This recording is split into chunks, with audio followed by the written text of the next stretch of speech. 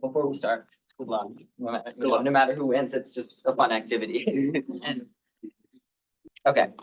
I don't know. We supposed to do the thing. You can start at Okay. Sure. before our instructor. Yeah. Okay. My coach said last time we were in finals, I think we did thank you. So I guess I'll do that. I'd like to thank my parents, my brother Ari, the rest of my family, including my grandma, who's been texting me words of encouragement throughout the tournament. My debate team, including both coaches, Clark Foster and Elizabeth, as well as my teammates, and all of the judges, tournament staff, and everyone behind the scenes, both in student activities at ETHS and TAB staff, and everyone who makes all these things possible that we don't always see and thank. And of course, Target for this beautiful polo after I stained my other one yesterday. Anyway, so with that, are all the judges ready? Is my opponent ready? Okay, then I will begin. I affirm the resolution, the United States criminal justice system ought to prioritize rehabilitation. Oxford Languages defines criminal justice system as a system of law enforcement that is directly involved in apprehending, prosecuting, defending, sentencing, and punishing those who are suspected or convicted of criminal offenses.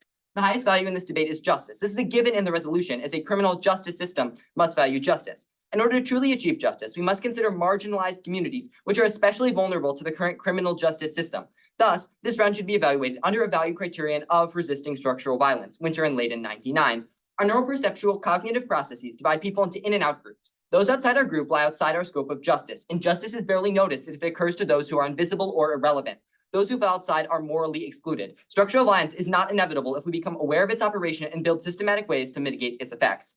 Contention 1 is Guantanamo Bay and secret prisons. U.S. secret prisons perpetuate human rights abuses and threaten U.S. legitimacy. Brown University 2022. These abuses trample on the rights of victims and suspects, create a burden to U.S. taxpayers, and damage counterterrorism efforts worldwide. Guantanamo remains one of the most enduring symbols of the injustice, abuse, and disregard for rule of law the U.S.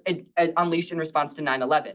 Black sites throughout the world, it secretly detained 119 Muslim men, tortured at least 39. At military prisons in Afghanistan and Iraq, it detained thousands of Muslims, including several women and boys. Still detaining 39 Muslim men at Guantanamo, 27 without criminal charges. By committing abuses with impunity, the U.S. has made it easier for countries such as Russia, Egypt, and China to criticize Washington and deflect international condemnation of their own human rights violations.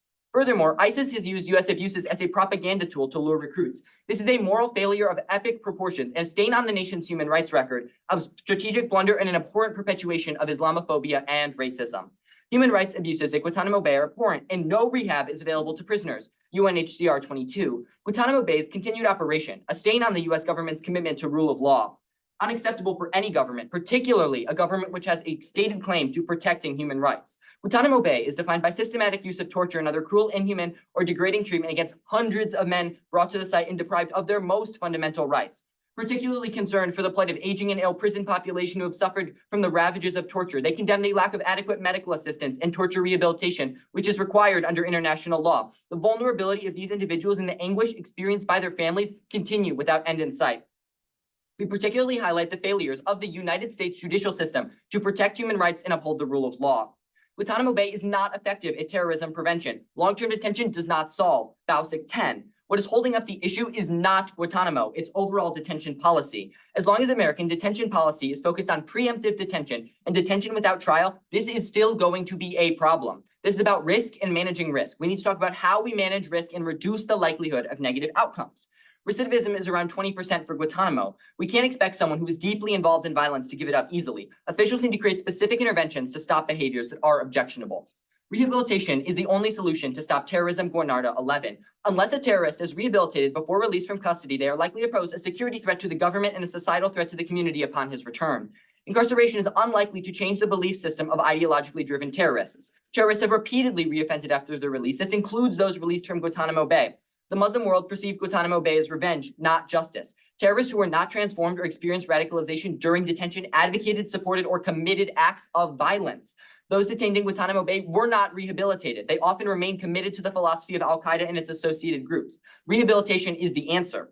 Those exposed to ideology need to be rehabilitated. Second, contemporary detention and prison conditions contribute to radicalization. Rehabilitation should be made available in every facility housing terrorist detainees and inmates. Terrorism is growing. Unless the ideology is dismantled, the threat is likely to persist. Terrorist rehab lowers recidivism, McKay 23. Saudi Arabia's state-of-the-art deprogramming facility seeks to rehabilitate. Saudi authorities recognize the need for deprogramming and integration. Transforming the mindset is the overarching goal. According to Saudi authorities, the care center has treated more than 4,000 men convicted of terror-related crimes with an 89% success rate. Among that 11% relapse rate are those from Guantanamo Bay. Contention 2 is war on drugs. Drugs are a huge part of the American criminal justice system, NCDAS 2023. 80% of prison inmates abuse drugs or alcohol, and 26% of all arrests in America are related to drug offenses. Furthermore, many offenders commit other crimes because of drugs. BJS 21. Among straight prisoners in 2004, 30% of property and 26% of drug offenders were more likely to commit their crimes for drug money than 10% of violent offenders. 26% of victims of violence reported the offender was using drugs or alcohol. Rehabilitation, not incarceration, solves substance abuse. Solomon et al. 17. 1,000 Americans die every week from drug overdoses. The Trump administration continues to ignore clear evidence supporting treatment over incarceration. In 2010, Native Americans died from drug overdoses at higher rates than any other group, and this rate has increased by 236% since then. In 2015 alone, more than 5,000 Black and Hispanic people died from opioid overdoses. 65% of prisoners, 1.5 million people, suffer from addiction. Just 11% receive any treatment behind bars. Drug treatment can reduce substance use disorder rates by 40 to 60%, while improving employment prospects by 40% overall. Every $1 invested in treatment programs produces $12 in benefits to society. Diverting addicted offenders into court-supervised treatment programs instead of imprisoning them can reduce recidivism, save taxpayers millions of dollars.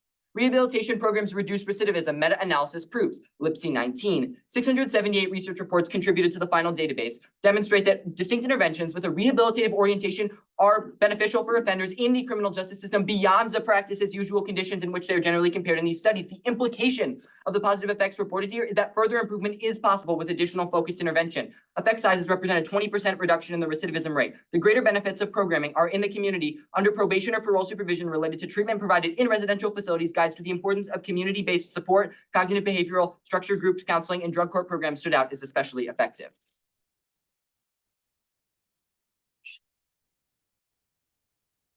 And ready for prompts.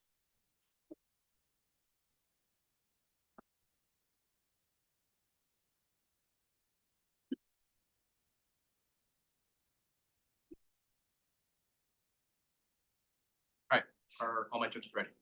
If I'm ready. Yep. I'll start with the first one. Looking at your value criterion about resisting structural violence, is all violence structural? So resisting structural violence just means that these structures, meaning in this case, the criminal justice system, need to explicitly prioritize people that we don't normally think Right, of but in is our. all violence structural? That's the main question. I'm not sure Like, okay, what you mean by that. all right, and then kind of looking at your dark sites, you're emphasizing the idea that we are not, I guess, inside of them. We don't have any information about them, correct? No, that's not the point. The point is that we're secretly detaining and torturing Okay, people. secretly detaining. So how are we gonna actually ensure that we're actually rehabilitating those individuals if everything's just pretty much secretive? Well, the point is that the current United States criminal justice system does not prioritize rehabilitation and prioritizes things like deterrence and Right, retribution. but I'm saying at specifically Guantanamo Bay, in your first contention, or like you're talking about these dark sites, which we secretly are going into, how are we going to ensure that we're actually going to be giving rehabilitation if it's all secretive? I mean, I guess I don't know how we would ensure it any less at Guantanamo Bay compared to anything, and that's really not the app's burden to prove anyway. Okay, and you're going into your second contention, you bring up kind of these recidivism rates. Is this recidivism rates in general, or is this specifically for minorities? So the Lipsy 19 card is in general, which is the 20% reduction in recidivism rate. And then Solomon et al. Explains how most prisoners don't get treatment, and that has some statistics specific to minorities. You also bring up some other evidence about like Native Americans and like Black Americans. You said like 1,000 a week deaths. We're talking about like 2010, it was the highest rate. Are these just in society overall, or is this specifically in the criminal justice system? So this is generally, but then the 65% of prisoners suffering from addiction, but just 11% receiving treatment is specific to the criminal justice system. Okay. So in the affirmative world, what are you specifically going to be doing, for instance, in Guantanamo Bay?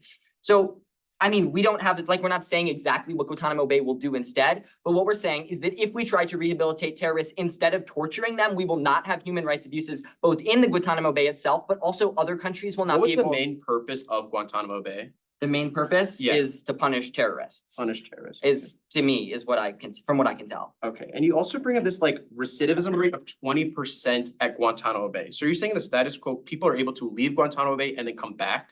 Well, they don't go necessarily back to Guantanamo Bay, but it means they commit terrorism again. And then the McKay card explains how Saudi Arabia's terrorist rehabilitation program only has an 11% relapse rate, half Okay. of Guantanamo And Bay's. you bring up these recidivism rates. Do you have any like reduction in recidivism rates in specifically for terrorism? Yeah, well, that's the McKay 23 card, which talks about how Saudi Arabia's Okay. rehabilitation program has Going more on Saudi Arabia, should the United States completely model Saudi Arabia? No, that's not the point. The point is that terrorist rehabilitation programs have been done Right. before and they worked. Okay, so it's worked. So we should model their rehabilitation program. Not necessarily. It's just to preempt something that it's impossible to do because it has been done before and it has worked, is the point. All right, thank you. Thanks.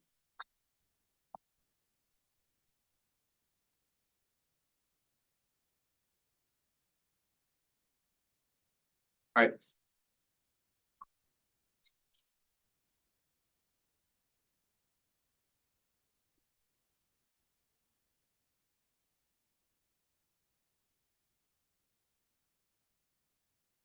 Let's take running prep.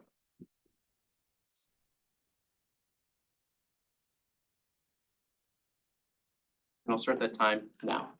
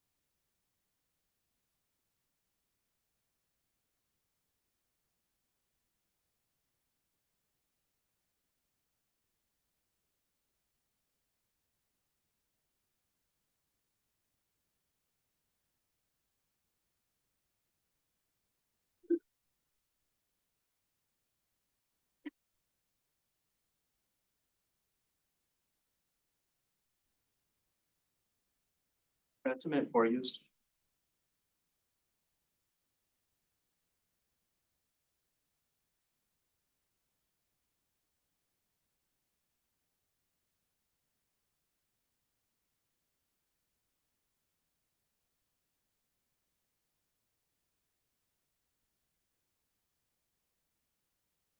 All right. I guess I'll also do an introduction. Hello, everyone. My name is Kevin Giebeck on the negation. I am very glad to be here, and I'm thankful for my team supporting me, the coaches, and Cole probably watching on the Zoom. I'm also thankful for all the judges who have judged here all today and had to listen to me multiple times potentially, and all the competitors who all competed today. I know everyone put in a lot of work to, do great, and I know this is supposed to be a fun space. I hope everyone had fun. And yeah, so as a brief off-time roadmap, I'm going to be presenting the negative constructive and then going over the affirmative constructive. Are all my judges ready? My opponent ready? Yep. I'll start my time on my first word. I negate the following resolution. The primary objective of the United States criminal justice system ought to be rehabilitation. Rehabilitation is defined as the action restoring someone to health or normal life through training and therapy after imprisonment, addiction, or illness, according to Oxford Languages. The highest value in today's debate is social welfare, the well-being of society or community at large, according to Oxford Languages. In order to my value, my baggage begins at valuing consequentialism. The theory that the value, especially the moral of an act, should be judged by the value of its consequence, according to Merriam-Webster. Observation 1. The AFRA must explain why rehabilitation should be a primary objective for all prisoners, an estimated 5,444,900 persons, according to Bureau of Justice.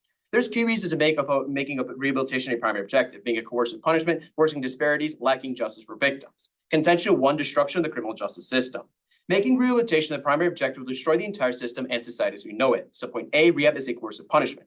Rehabilitation constitutes new forms of punishment. The nature of therapy during incarceration was coercive. Inmates were required to participate to benefit from reduced sentences or avoid sanctions according to AL 13. Rehabilitation faces a moral problem rooted in attempts to psychologically coerce people to change. Shift subject to object implies coercive rehabilitation, leaving individual liberties and rights vulnerable, and opens new abuses of power to punish, justified in the punitive public interest, according to Ferguson McNeil 14. Involuntary commitment doesn't work and raises the danger of overdose for those who relapse after treatment. The International Journal of Drug Policy found little evidence forced treatment was effective in promoting sobriety or reducing criminal recidivism, according to AP News 18. It's still a prison inherently conducive to trauma-informed therapeutic programs where participants are encouraged to acknowledge their trauma and engage in practices that promote recovery and wellness. Treatment traumatizes clients when authoritative or coercive methods are used, according to Prison Policy 21. Subpoint B, rehab expands disparities. Women in prison are a disadvantage, as rehabilitation programs are designed for the majority male population or only provide jail stereotype activities such as cooking or sewing, could Penal Reform International 20. It was not ideal for women because the men monopolized most of the resources. Furthermore, women's histories of abuse meant the presence of men actually threatened therapeutic process, according to 813. Black minority ethnicity prisoners reported poor experiences than white prisoners about rehabilitative culture. Black minority ethnicity prisoners reported more negatively than white prisoners across most areas of prison life, relating to staff treatment, relationship with staff, victimization by staff, experience of behavioral management, disciplinary procedures, complaints, time out of cell, and support to achieve resettlement objectives, according to Inspector of Prisons 20. Racial ethnic minorities receive lesser quality treatment. A several-year study found Hispanics were significantly less likely than Caucasians to be placed in quality treatment for drug abuse, and African Americans were less likely to receive quality medically assisted treatment for addiction. Treatment outcomes are significantly poor for these minority groups, according to Marlowe 13. Subpoint C, justice for rape victims. Every 68 seconds, an American is sexually assaulted. Therefore, 463,634 individuals are raped or sexually assaulted yearly. The National Crime Victimization Survey suggests this may be even higher, with over 734,000 individuals identifying as rape or sexual assault victims, according to Stephanie Lynch, 22. The seriousness of rape has to be communicated clearly. We should not create a culture that suggests we learn that rape is wrong through trial and error, according to Megali Kelly, 18. Minimizing the seriousness that rape is not a harmful crime continues a self-fulfilling prophecy that rape is not worthwhile to prosecute. Judges discriminate against rape victims. Judges tend to give shorter sentences for rape victims, and one half are sentenced to less than a year in prison. For a rape victim, lenient sentencing means the trauma was meaningless, as a justice served equates to a slap on the wrist, according to Sarah Doan, Min 19. Subpoint D, exacerbating worker shortage leads to worse care. Difficulty finding or retaining staff is intensified where jurisdictions are in full crisis mode. Kansas and West Virginia issued state of emergency declaration to understaffed institutions. Correctional officer vacancy rates in prisons approach 50%. Probation and parole officer vacancy rates as high as 20%. In state prisons, annual correctional officer turnover rates as high as 55%. National Institute of Justice. Now we're going to the other side of the flow. Starting with the framing, there argues idea of justice, but we should look at social welfare because it actually takes the society and community at large. Yes, there's still justice is important, but with social welfare, we still have justice implemented into it and still have this morality and moral lens when you look in today's round. Second, with the value chain of structural violence, yes, structural violence is important, but it's a consequentialist in nature. It looks because all violence is structurally imposed. With consequentialism, we also look at the moral values of the act and takes all these impacts because it impacts the victims, the offenders, and society as a whole. We cannot be too narrow because we miss out on this multifaceted issue. Now let's go into my opponent's first contention about Guantanamo Bay. A couple responses. First, it is non-topical. The criminal justice system does not have authority over Guantanamo Bay. From 2003 court case Rasul versus Bush al-Adha versus the United States, under settled law, U.S. courts lack jurisdictions over claims filed on behalf of aliens at Guantanamo. First, the Guantanamo detainees are aliens with no connection to the United States. And second, the Guantanamo detainees are being held by U.S. military outside the sovereign territory of the United States. And the Supreme Court has clearly ruled that due to doctrine of separation of powers, only the executive branch, not the criminal justice system, can control what happens in military prisons. It's from the same court case. The court stressed the separation of power problems is inherent in any exercise of jurisdiction in this uniquely military context. Judicial review would directly interfere with the president's authority as commander-in-chief, which has been deemed throughout our history as essential to wartime security. Number second, it is not feasible. The AF wouldn't be able to check for solvency at these black sites. If we don't have any info into them, how can we be sure they actually follow these orders? Three, there's no solvency. AF can't solve because relocation will still occur in military prisons. Terrorist organizations can still use their stories as recruitment tools. And once again, no solvency. As long as their military exists and people are still there, structural violence still exists, going against what their value criterion. Again, the military justice system is distinctly different from the criminal justice system in the resolution. This means they cannot change officers in the prison or hold them accountable. Human rights abuses still continue. As I emphasize and cross-apply with subpoint A, still showing this coercive punishment, as all prisoners would still face this burden. Again, looking at, according to law school at George Mason University, the justice system that governs the military is separate and distinct from the civilian criminal justice system. The Uniform Code of Military Justice governs all aspects of criminal behavior by service members along with other kinds of misconduct by service members. Turn. AP can't solve for structural violence. AP is unique in forcing prisoners in military prisons not only be detained, but to participate in coercive rotation programs. It is structural violence at its core by trying to reform or change people and individuals' beliefs. You can turn it again because the only proof we have of relocation working is their Saudi Arabia card. If you investigate this program, it's uniquely coercive by imposing religious pressures on on detainees. Carnegie International Endowment for Peace 2008, the counseling program draws on Sheikh or religious counselors to visit a prisoner. Muslim clerics have been dislisted by Saudi security personnel during investigations to intellectually interrogate suspected militants. Religious figures have successfully been used to encourage suspected Islamist militants to confess and can't solve. Saudi program works because it comes from a culture that is based in rehab. U.S. doesn't have the track record culture, so it can't solve. Once again, from the same source, Carnegie. The rehabilitation efforts, Saudi Arabia aftercare programs draw on established culture of prisoner reintegration programs in Saudi Arabia, several specialized organizations. Then go into contention 2 about their war on drugs. A couple points here. First, you can turn. Drug rehab has been uniquely bad for people of color. If inmates fail, they're often sentenced to longer time. According to Center for American Progress 2018, drug court completion rates vary significantly by program, from 30% to 70%. The low completion rate suggests that drug courts program maybe not provide the necessary support for individuals. Successful graduation is less common among communities of color. Failure rates for Black participants exceed that of white participants by 30% or more. Notably, unsuccessful participants are often sentenced to long periods of incarceration. Also, if you look at their contention, they use a lot of generic data. This is not actually relevant to the criminal justice system. Once again, there's no solvency too. According to Sarah Winston, in Minnesota, this study explores how 2 dominant models of American rehab are racialized. Local disparities routed from recovering men in vastly different treatments. You're supposed to criminalizing the addiction of Black poor clients of color, where it's viewed as sticker and more out of control than bridge white patients. Fighting the war on drugs is a system that created is way to go here. Harm reduction is far more effective, according to the Center for American Progress 2018.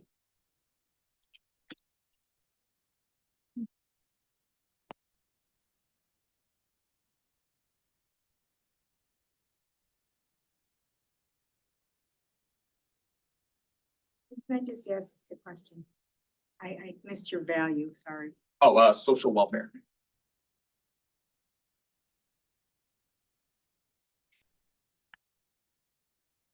Okay, you ready? Yeah. Cross, and are all 5 pictures here?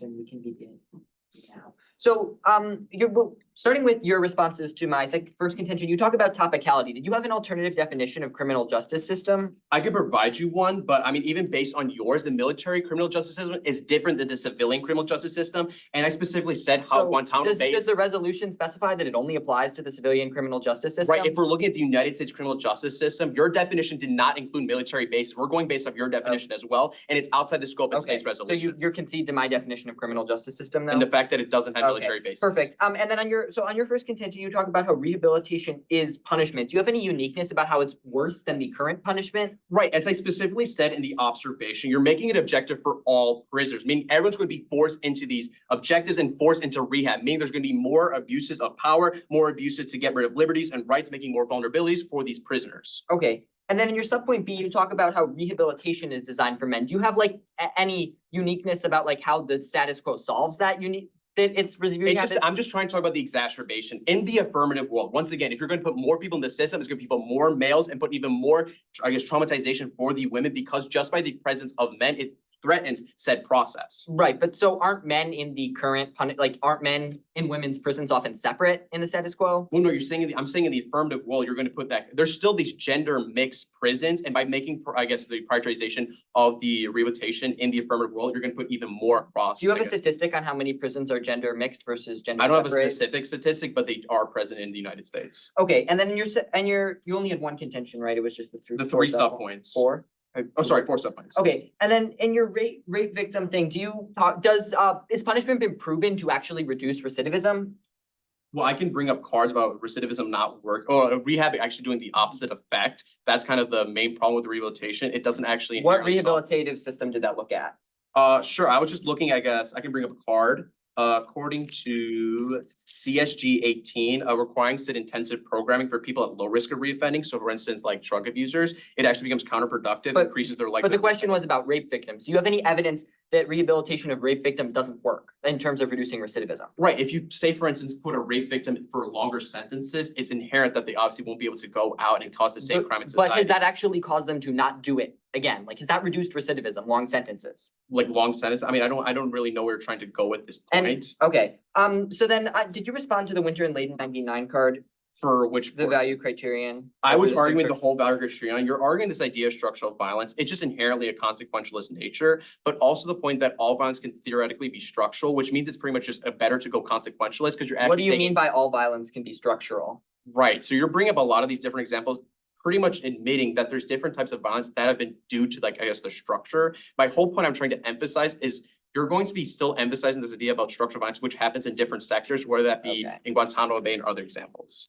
Thank you.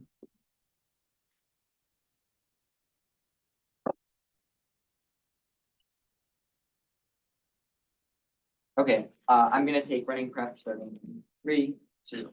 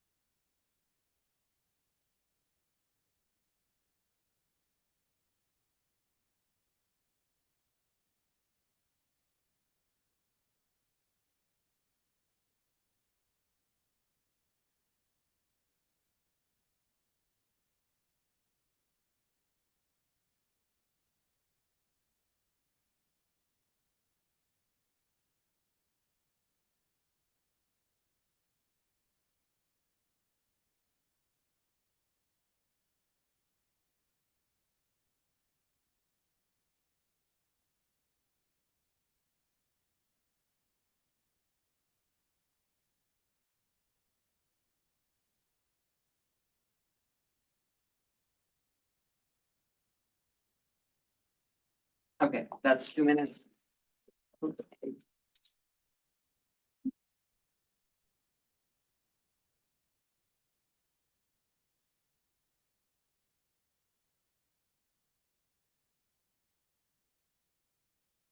Okay, so order is gonna be, framework FNAG, all the judges ready? And my opponent ready? Okay, then we'll begin in 3, 2, 1. So we'll start with the value of justice versus the value of societal welfare. Why are we preferring justice? It's called a criminal justice system. That should be a warrant in and of itself. Justice is in the name. It's not called the criminal social welfare system. It's called the criminal justice system. The goal of the system is to provide justice to all of the parties. Now onto the value criterion debate. They go ahead and drop Winter and Layden 99, which explains that any other framework other than resisting structural violence will result in us committing structural violence against minority groups. Our cognitive processes literally exclude people in our outgroups, minorities. And if we do not explicitly prioritize resisting structural violence, it will continue to be committed and that was why we must prefer it over consequentialism. So now we'll go on to the first. We'll start with their responses to my contention 1, and they argue about topicality. So let's go back to the criminal justice definition, which they agree we're using in this debate. The system of law enforcement directly involved in apprehending, prosecuting, defending, sentencing, and punishing those suspected or convicted of criminal offenses.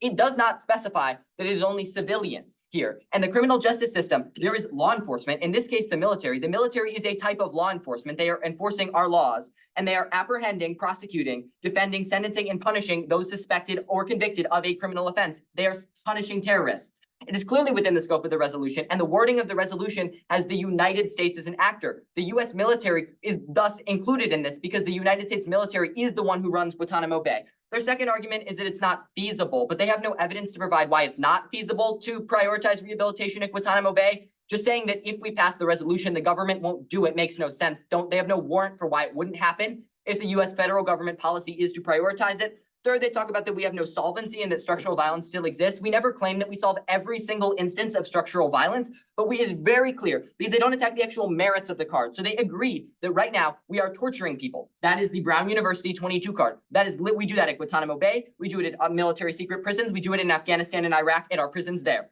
So now that we have that, what we're going to see is if we have prioritizing rehabilitation over deterrence and over punishment, we literally wouldn't torture people. And the impact of that is huge because not only are we not torturing the people in our prisons, but we're not going to let China, Russia, and Egypt get away with human rights violations that they are currently excusing on Guantanamo Bay. Their fourth response is that we should turn it because Saudi Arabia isn't perfect. As I explained during cross-ex, our argument is not that the Saudi Arabian rehabilitation system is perfect, but rather that it proves that rehabilitation can work. So even if you don't buy that Saudi Arabia should be implemented in the US, which is not what we're arguing, the whole point of the Saudi Arabia card is that rehabilitation of terrorists has reduced the recidivism rate from 20% in Guantanamo Bay to the Saudi Arabian system with only an 11% reoffend rate. On the second contention, their only response is that we should turn it because drug rehabilitation is uniquely bad and it's not good for people of color. However, the status quo is even worse. What we're seeing is that the war on drugs, Lee 21 explains that after June 21 makes the 50th anniversary of the war on drugs, racially biased mass incarceration has profoundly impacted communities of color. Drug use in the US is still climbing, and nearly 80% of people in federal prison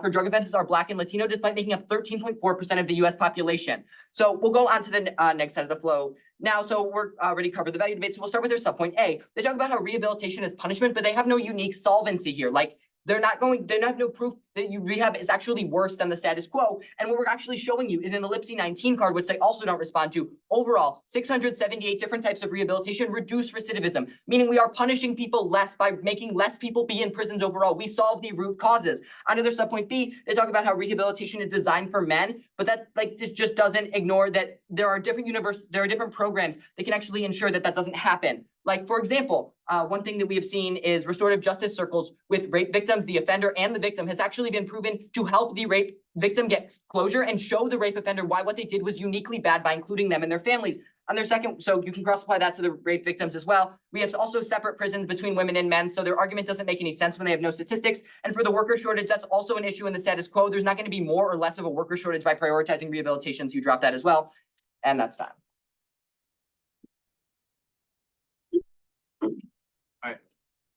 I'll take the last 240. I'll start that time now.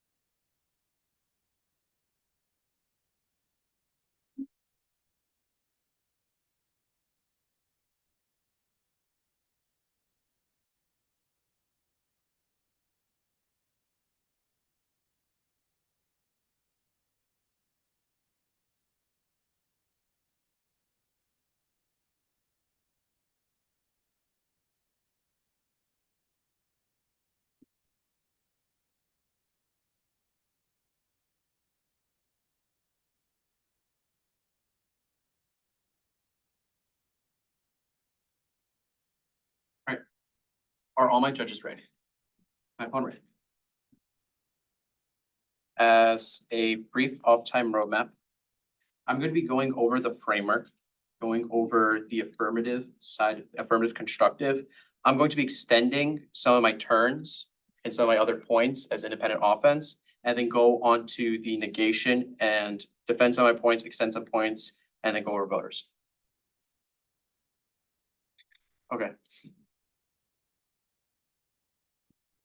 Are all my judges ready? My opponent ready? I'll start my first word. Looking at the value, my opponent makes this kind of loopy argument, blippy argument, just because it has justice in the criminal justice system, we need to do it. But judge, this is affecting all of society. This is going to be something we need to implement in the entire United States. That's what we need to focus on. But also with social welfare, we're actually taking into account all of the community and how that's going to be changing. Once again, they want to look at this idea of structural violence. We need to look at society and how we're going to be changing. But then the idea of structural violence, a couple points here. One, it's just consequential at its own nature. They're looking at violence across all of society. All of violence is structural, meaning it's still going to look at the morality of the acts and look at all of the impacts. Let's go into the first contention. They argue this idea about non-typicality. They bring up their definition, but they're really grasping at strong draws, trying to kind of make this huge argument that it's included. But I provide you a clear Supreme Court case where it just is outside of the powers. And I specifically show how the executive branch is the one who can do this, something that negative could solve for and actually can be another turn, showing how the executive branch can be the ones who are going to solve this issue. The affirmative world is outside the scope, meaning you cannot follow that through. Then the feasibility arguments, they kind of say that the government won't do it. But the whole point of the feasibility arguments is that these dark sites are put in private. They're secret. That means we have no information about it. So how are we going to have any information about whether or not they're going to actually institute rehabilitation and actually do it effectively? All the information would be secretive and not actually be effective and actually be shown to the people. Then they argue against the idea of solvency. A couple points here. I'm trying to emphasize the point with the no solvency that is distinctly different between the civilian criminal justice system and the military justice system, but also the idea that you're going to be exacerbating this with the coercive punishments, which I'll get into my sub-point A. But then going on, they argue against this point. Well, actually, they dropped the term. I specifically said how AF can't solve for structural violence. Flow this through its independent offense. As I specifically said, AF is unique in forcing prisoners in military prisons to not only be detained, but not participate in coercive rehabilitation programs. This is structural violence at its own core by trying to reform or change people and individual belief, clearly showing that they can't even solve their own value criterion. And this being independent, this could be independent offense. You should just vote based off this. And then they argue against a couple of the turns, talking about Saudi Arabia. But the whole point I'm trying to emphasize here is that this Saudi Arabia card emphasizes how it's a completely different culture and they're rooted based on human rights abuses. Why should that be the model of the United States, something that's supposed to be promoting human rights abuses? If we're going to follow them, one of our enemies, that should not be the best when we go through this argument. Then going to the other side, going on to the contention two, they argue, I guess, these points about communities of color. But I want to extend my point because they argue against the term, but they do not argue against the no solvency. This is another extension and another independent piece of offense, showing how in Minnesota there's vastly different care within people of color, within Black, poor clients of color, and in comparison to bridge white patients, clearly showing the disparities within the minority community, not actually solving for the structural violence they keep on pushing. Now going to the other side of the flow. First, we need to push through the observation. They did not attack this at all. And it clearly states that it needs to be objective for all prisoners, the 5,444,900 prisoners. And just by this, we can see by making it for every single prisoner, it's going to be coercive. That means every single prisoner has to go through these rehabilitation methods, and I'll go through why that's a problem. In sub-point A, this is non-unique. It is non-unique. Their opponents, they're saying it's non-unique. It gets worse in the affirmative rule. Once again, with the observation, by making it for every single prisoner, that means they're forced into these practices, means they're going to be forced and getting rid of their individual liberties. Rights are vulnerable, and there's more powers to punish by those officers, which means it's going to be worse for these people. And the forced treatment, as I clearly emphasized, was not effective. It actually re-traumatized the patients. Another turn there of actually not helping the idea of with the human rights and human dignity. But then going to sub-point B, they talk about, I guess, women. You can extend my point of talking about Black minority ethnicities. Extend that point, and this is another piece of independent offense. It actually flows through under the idea of structural violence, how they get worse quality care in comparison to white prisoners, but also it's going to be exacerbated because once again, you're pushing through the idea of the observation about every single prisoner has to be going through these systems, meaning it's only going to get worse there. And the sub-point, they talk about closure, but the whole point I'm trying to emphasize there with the affirmative world, a crime has to be committed for someone to be rehabilitated, meaning someone has to be raped, murdered, or some other horrible crime before someone can be fixed. In the negative world, by having deterrence, we stop it at the first stage. We stop it from ever happening, meaning there's not going to be these victims and actually be this destruction of our system. And the sub-point D, they talk about the status quo. Judge, you can extend this point because they're missing the whole point of the card. What I'm trying to say in the affirmative world, by putting more burden on them, you're going to be stretching these people thin. You're going to be stretching their abilities. You're going to be stretching their abilities to actually help these incarcerate individuals. And by, once again, with the observation of all the prisoners, the 5 million people, we're not gonna be able to help all of these people. Maybe we're gonna re-traumatize them and not actually helping them solve the root causes. Now let's go into voter issues. Judge, the first voter issue is all the turns I made on their case and showing how we actually better solve for structural violence. If you view under that framework, I've showed you how minority communities are further disparate. I show how they're not able to solve the idea of worse quality care in Minnesota and showing the structural violence that happens because of the root cause of human rights abuses based on their model. So just based off that, the independent office that's been extended throughout today's debate, you should just vote off of that. They have no responses and they cannot win just based on the fact they cannot solve for their own value criteria. The second voter issue is the idea of justice for society. There's a couple responses here. First, we can look at the justice for society and the point of protecting people overall. Once again, this resolution impacts every single person because of the observation, the 5 million people, and ties back to social welfare. The criminal justice system impacts all of us. And I emphasize it in my worker shortage cards. If we're gonna be taking more people away from the private sector, it's gonna hurt those people and re-traumatize our society, increasing recidivism rates, as I threw through the CSG card, how this forced treatment is bad and how the people who are low risk of reoffending are put into the system actually become counteractive and actually increases recidivism. Once again, it's for all prisoners as they did not attack the observation. The final key voter issue is helping the marginalized. I've shown you in several key instances. I've shown this in the supplement B about women being disproportionately affected as this rehabilitation is not going to be actually getting the root cause. It's designed for the male population. The designation and the structure of it is not going to help women, but also the pushes I brought about minorities, how we're not actually helping them and we're only perpetuating structural violence in the affirmative world and also hurting these victims. They do not get any solace. They don't get any closure in the affirmative world because the affirmative world is built on the fact that a crime has to be committed in the first stage. The negative world stops it before it ever happens, decreasing structural violence, decreasing the victims, and helping society overall. That is the most moral thing we need to look in today's round. The neg does it, the aff world exacerbates it. Okay, I'm gonna take my remaining 2 minutes of prep time starting in 3, 2, 1.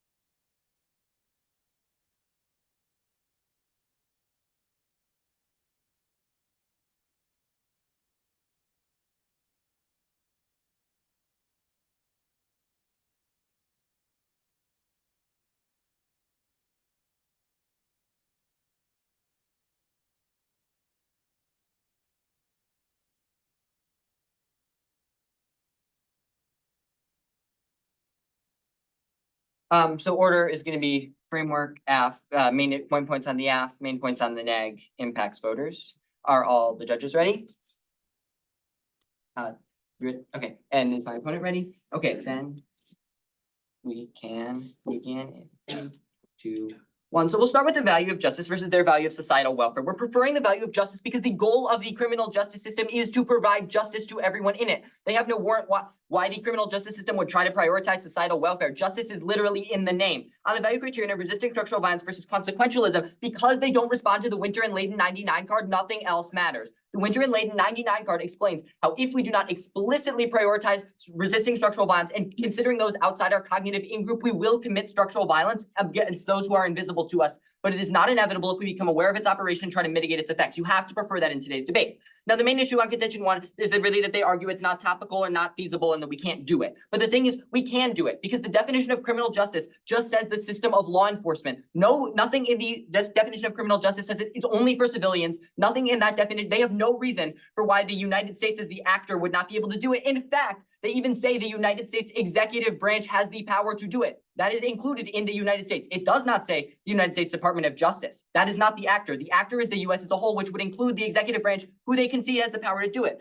On my second contention, they just argue that drug rehabilitation is bad, but provide no argument or no response to the Lee 21 card, which shows how it is actually really worse in the status quo. So, and then on their side of the case, the response is that they do have solvency because it's worse, but really none of the impacts they have in their entire case show how anything that they're doing is actually going to, if we implement the app world, is going to be worse than in the status quo. And the Lee 21 card, which I read during my last speech, explains how the status quo is really bad, with 80% of people in federal prisons for drug offenses, but only representing 13% of the population, because we are putting Black and Latino people systematically in prison with drug offenses. On their subpoint B and C, they just argue that we're not going to give closure through restorative justice, but we literally provided an example of how we could, and they have no warrant for that. And that we're just going to exacerbate. They have no warrant on how we exacerbate. Just because like things aren't good doesn't mean they're going to get worse.